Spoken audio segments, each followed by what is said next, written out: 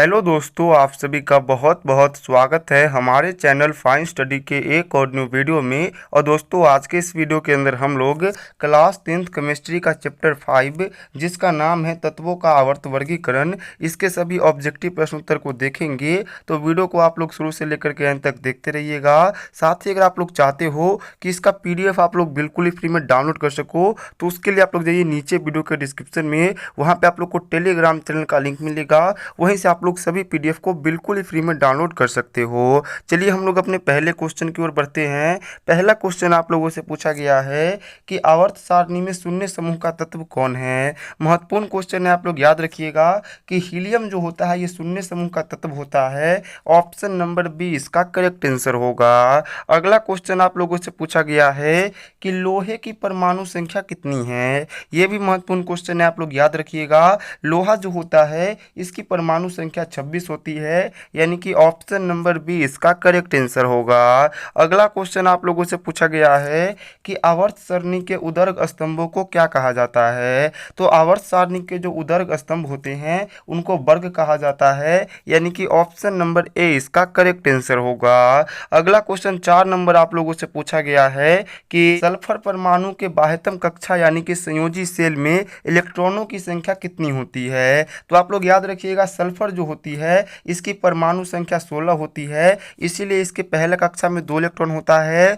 दूसरे कक्षा में 8 इलेक्ट्रॉन होता है, और इसका तीसरा कक्षा यानी कि जो 72 कक्षा होता है उसमें 6 इलेक्ट्रॉन पाया जाता है। तो ऑप्शन नंबर सी इसका करेक्ट आंसर होगा। अगला क्वेश्चन आप लोगों से पूछा गया है कि आधुनिक आवर्त सारणी में समूहों की संख्या कितनी है। यह भी महत्वपूर्ण क्वेश्चन है, आप लोग याद रखिएगा।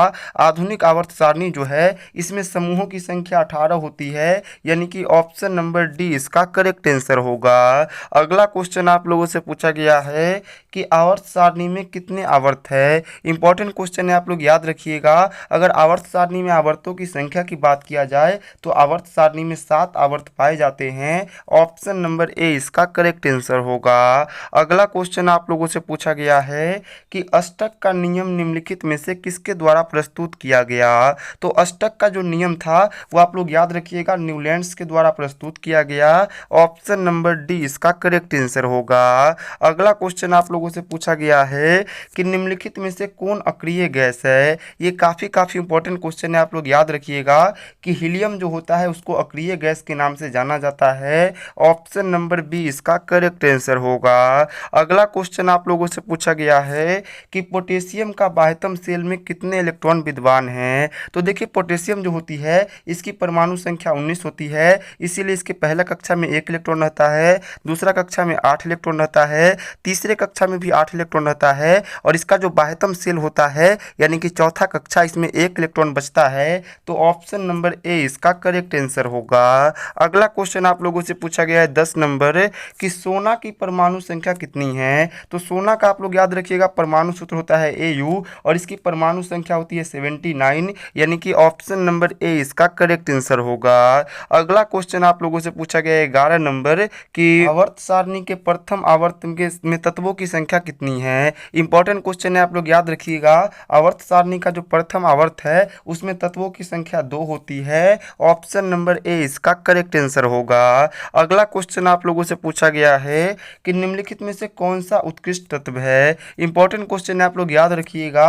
आर्गन जो होता है ये उत्कृष्ट तत्व होता है। ऑप्शन नंबर सी इसका करेक्ट आंसर होगा। अगला क्वेश्चन आप लोगों से 13 नंबर पूछा गया है कि फ्लोरीन की परमाणु संख्या क्या है। तो फ्लोरीन की परमाणु संख्या आप लोग याद रखिएगा 9 होती है। ऑप्शन नंबर ए इसका करेक्ट आंसर होगा। अगला क्वेश्चन आप लोगों से पूछा गया है कि पोटेशियम की परमाणु संख्या 19 है, तो इसकी संयोजकता क्या होगी। तो देखिए, संयोजकता निकालने का सिंपल ट्रिक होता है। आप लोग को सबसे पहले इसका इलेक्ट्रॉन निकालना होगा। तो इसका देखिए, पहला कक्षा में 2 इलेक्ट्रॉन होता है, दूसरा कक्षा में इसके 8 इलेक्ट्रॉन होता है, तीसरा कक्षा में इसका 8 इलेक्ट्रॉन होता है, और इसका जो आखिरी कक्षा होता है उसमें 1 इलेक्ट्रॉन होता है। तो ये आखिरी कक्षा में 8 इलेक्ट्रॉन पूरा करने के लिए या तो बाहर से 7 इलेक्ट्रॉन को लेगा या अपने इस वाले इलेक्ट्रॉन का त्याग करेगा। तो त्याग करना आसान होता है, इसलिए ये अपने 1 इलेक्ट्रॉन का त्याग करता है, अर्थात इसकी संयोजकता 1 होती है। ऑप्शन नंबर ए इसका करेक्ट आंसर होगा। अगला क्वेश्चन आप लोगों से पूछा गया है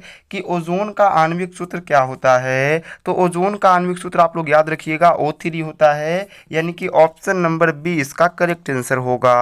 अगला क्वेश्चन आप लोगों से पूछा गया है कि कैल्शियम की परमाणु संख्या क्या है। इंपॉर्टेंट क्वेश्चन है, याद रखिएगा। कैल्शियम की परमाणु संख्या होती है 20, यानी कि ऑप्शन नंबर सी इसका करेक्ट आंसर होगा।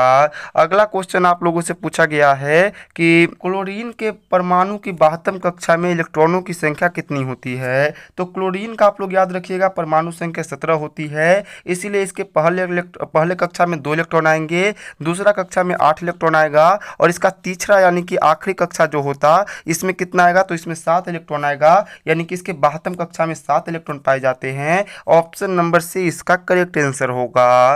अगला क्वेश्चन आप लोगों से पूछा गया है कि मेंडलीफ के आवर्त नियम में तत्वों का वर्गीकरण का आधार क्या है। तो मेंडली का जो आवर्त सारणी था, यानी कि जो आवर्त नियम था, उसमें तत्वों का वर्गीकरण का जो आधार था वो परमाणु द्रव्यमान था। ऑप्शन नंबर डी इसका करेक्ट आंसर होगा। अगला क्वेश्चन आप लोगों से पूछा गया है कि ओजोन की एक अणु में ऑक्सीजन परमाणुओं की संख्या कितनी होती है। तो देखिए, ओजोन के एक अणु का सूत्र होता है O3, और इसमें आप लोग देख सकते हो ऑक्सीजन के 3 परमाणु हैं, यानी कि ऑप्शन नंबर सी इसका करेक्ट आंसर होगा। अगला क्वेश्चन आप लोगों से पूछा गया है कि अमोनिया के एक अणु में नाइट्रोजन एवं हाइड्रोजन के परमाणुओं की संख्या का अनुपात क्या है। तो देखिए, अमोनिया के अणु जो होता है उसका सूत्र होता है NH3। अब इसमें नाइट्रोजन कितना है, तो नाइट्रोजन 1 है, और हाइड्रोजन कितना है, तो हाइड्रोजन 3 है, यानी कि नाइट्रोजन और हाइड्रोजन का अनुपात 1:3 होता है, यानी कि ऑप्शन नंबर सी इसका करेक्ट आंसर होगा। अगला क्वेश्चन आप लोगों से पूछा गया है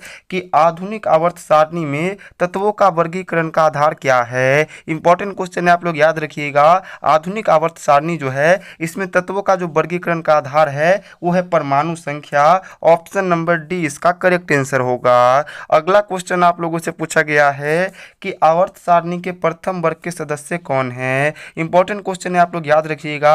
आवर्त सारणी का जो प्रथम वर्ग के सदस्य हैं वो क्षारीय धातु हैं। ऑप्शन नंबर बी इसका करेक्ट आंसर होगा। अगला क्वेश्चन आप लोगों से पूछा गया है सिलिकॉन एक क्या है। तो सिलिकॉन आप लोग याद रखिएगा, यह एक प्रकार के उपधातु होता है। ऑप्शन नंबर सी इसका करेक्ट आंसर होगा। अगला क्वेश्चन आप लोगों से पूछा गया है कि आवर्त सारणी के किसी आवर्त के तत्वों को निम्न में से कौन सा गुण समान होता है। तो आप लोग याद रखिएगा, आवर्त सारणी के किसी भी आवर्त के जितने भी तत्व होते हैं उन सभी तत्वों का यह गुण समान होता है कि उनमें कक्षों की संख्या समान रहती है। मतलब किसी आवर्त में अगर पांच तत्व है तो आप लोग याद रखिएगा उस पांचों के पांचों तत्व में कक्षों की संख्या एक समान होगी। तो यहाँ पे ऑप्शन नंबर डी इसका करेक्ट आंसर होगा।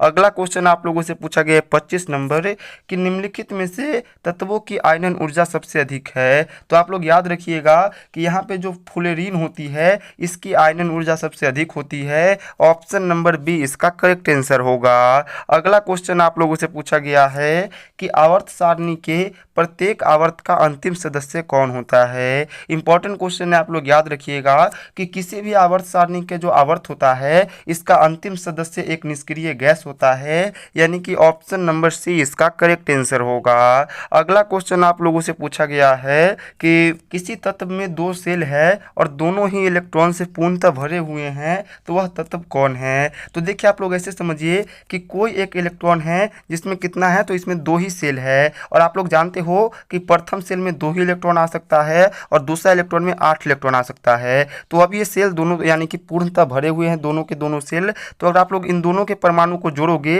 तो 8 और 2 क्या होता है, 10 होता है, यानी कि 10 परमाणु संख्या किस तत्व का होता है। तो आप लोग याद रखिएगा, नियोन का परमाणु संख्या 10 होता है, यानी कि वह तत्व नियोन है। ऑप्शन नंबर ए इसका करेक्ट आंसर होगा। अगला क्वेश्चन आप लोगों से पूछा गया है निम्नलिखित में से कौन सबसे अधिक क्रियाशील हाइड्रोजन है। तो आप लोग याद रखिएगा, फ्लोरीन जो होता है ये सबसे अधिक क्रियाशील हाइड्रोजन होता है। ऑप्शन नंबर ए इसका करेक्ट आंसर होगा। अगला क्वेश्चन आप लोगों से पूछा गया है कि सल्फर के संयोजी सेल में इलेक्ट्रॉनों की संख्या कितनी होगी। तो सल्फर का परमाणु संख्या 16 होता है। इसके पहले कक्षा में 2 इलेक्ट्रॉन आएगा, दूसरे कक्षा में 8 इलेक्ट्रॉन आएगा, और इसका जो बाह्यतम सेल होगा उसमें 6 इलेक्ट्रॉन आएगा, यानी कि इसका जो संयोजी सेल होता है उसमें 6 इलेक्ट्रॉन पाए जाते हैं। ऑप्शन नंबर डी इसका करेक्ट आंसर होगा। अगला क्वेश्चन आप लोगों से पूछा गया है कि बोरोन एक एल्युमिनियम आवर्त सारणी के किस वर्ग का तत्व है। इंपॉर्टेंट क्वेश्चन है, आप लोग याद रखिएगा। बोरोन और एल्युमिनियम जो होता है ये आवर्त सारणी के 13वें समूह का तत्व होता है, यानी कि ऑप्शन नंबर सी इसका करेक्ट आंसर होगा। अगला क्वेश्चन आप लोगों से पूछा गया है कि ऑक्सीजन का परमाणु भार क्या है। इंपॉर्टेंट क्वेश्चन है, आप लोग याद रखिएगा। ऑक्सीजन जो होती है इसका परमाणु भार होता है 16। ऑप्शन नंबर सी इसका करेक्ट आंसर होगा। अगला क्वेश्चन आप लोगों से पूछा गया है कि किसी कोष में इलेक्ट्रॉनों की अधिकतम संख्या क्या होती है। तो आप लोग याद रखिएगा, कोई भी कोष होगा उसमें इलेक्ट्रॉनों की अधिकतम संख्या क्या होती है, तो 2n² होती है, यानी कि ऑप्शन नंबर बी इसका करेक्ट आंसर होगा।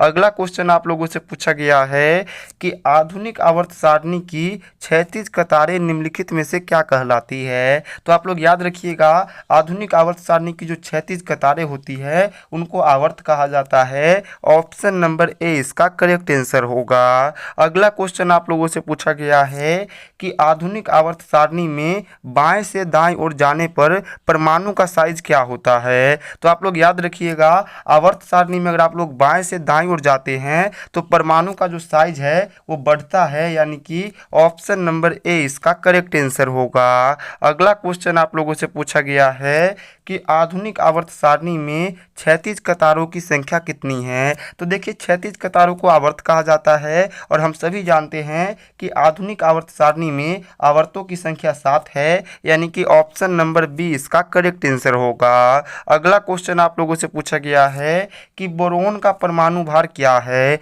इंपॉर्टेंट क्वेश्चन है, आप लोग याद रखिएगा।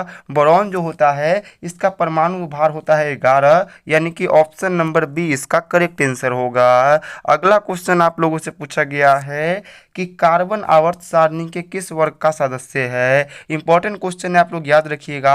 कार्बन जो होता है यह आवर्त सारणी के 14वें वर्ग का तत्व होता है, यानी कि ऑप्शन नंबर डी इसका करेक्ट आंसर होगा। अगला क्वेश्चन आप लोगों से पूछा गया है कि आधुनिक आवर्त सारणी के किसी वर्ग में ऊपर से नीचे जाने पर परमाणु का आकार क्या होता है। तो आप लोग याद रखिएगा, आधुनिक आवर्त सारणी जो है इसके वर्ग में अगर आप लोग ऊपर से नीचे की ओर आते हो तो परमाणु का जो आकार है वो घटता है, यानी कि ऑप्शन नंबर ए इसका आकार जो है वो बढ़ता है, यानी कि ऑप्शन नंबर बी इसका करेक्ट आंसर होगा। अगला क्वेश्चन आप लोगों से पूछा गया है कि सोडियम की परमाणु संख्या क्या है। इंपॉर्टेंट क्वेश्चन है, आप लोग याद रखिएगा। सोडियम की परमाणु संख्या होती है 11, यानी कि ऑप्शन नंबर सी इसका करेक्ट आंसर होगा। अगला क्वेश्चन 40 नंबर आप लोगों से पूछा गया है कि मैग्नीशियम की परमाणु संख्या 12 है, इसकी संयोजकता क्या होगी। तो देखिए, अगर इसका परमाणु संख्या 12 है तो इसका पहला कक्षा में 2 इलेक्ट्रॉन आएगा, दूसरा कक्षा में इसका 8 इलेक्ट्रॉन आएगा और इसका जो आखिरी कक्षा होगा इसमें 2 इलेक्ट्रॉन आएगा। और चूंकि ये अपना अष्टक पूरा करना चाहता है इसीलिए ये आखिरी वाला 2 इलेक्ट्रॉन को दान करेगा, इसीलिए इसकी संयोजकता क्या होगी, तो इसकी संयोजकता 2 होगी। ऑप्शन नंबर बी इसका करेक्ट आंसर होगा। अगला क्वेश्चन आप लोगों से पूछा गया है कि आवर्त सारणी के किसी समूह के सभी तत्वों की संयोजकता क्या होती है। महत्वपूर्ण क्वेश्चन है, आप लोग ध्यान रखिएगा कि आवर्त सारणी का कोई भी समूह है तो उस तत्व का जितना भी संयोजकता होगा उस सभी का सभी संयोजकता एक समान होगा, यानी कि ऑप्शन नंबर ए इसका करेक्ट आंसर होगा। अगला क्वेश्चन 42 में पूछा गया है कि निम्नांकित में से कौन उपधातु है। तो आप लोग याद रखिएगा कि यहाँ पे स्केडियम जो होता है एक प्रकार का उपधातु होता है, यानी कि ऑप्शन नंबर डी इसका करेक्ट आंसर होगा। अगला क्वेश्चन आप लोगों से पूछा गया है कि एक तत्व का इलेक्ट्रॉनिक विन्यास 2, 8 और 7 है, इस तत्व का परमाणु संख्या क्या होगा। तो देखिए, आप लोग सभी को जोड़ दीजिए तो पहला में क्या है 7, 7 + 8 + 2, यानी कि आप लोग इसका परमाणु संख्या क्या आएगा, तो इसका परमाणु संख्या 17 आएगा। और आप सभी लोग जानते हो कि इसका परमाणु संख्या 17, ऑप्शन नंबर सी इसका करेक्ट आंसर होगा। अगला क्वेश्चन आप लोगों से पूछा गया है कि वर्ग 13 से 18 वाले तत्व क्या कहलाते हैं। इंपॉर्टेंट क्वेश्चन है, आप लोग याद रखिएगा। वर्ग 13 से 18 वाले जो तत्व होते हैं इनको पी ब्लॉक के तत्व कहा जाता है, ऑप्शन नंबर बी इसका करेक्ट आंसर होगा। अगला क्वेश्चन, आखिरी क्वेश्चन आप लोगों से पूछा गया है कि इलेक्ट्रॉन के स्थानांतरण से बने यौगिक क्या कहलाते हैं। महत्वपूर्ण क्वेश्चन है, आप लोग याद रखिएगा कि इलेक्ट्रॉनों के स्थानांतरण से जो यौगिक बनते हैं उसको वैद्युत संयोजी इलेक्ट्रॉनिक कहा जाता है, ऑप्शन नंबर सी इसका करेक्ट आंसर होगा। तो आज के इस वीडियो को हम लोग यहीं पे एंड करते हैं। अगर आप लोग को ये वीडियो पसंद आया होगा तो आप लोग जरूर से इस वीडियो को एक लाइक कीजिएगा, अपने दोस्तों के साथ इसको शेयर कीजिएगा। मिलते हैं अगले वीडियो में, तब तक के लिए बाय बाय।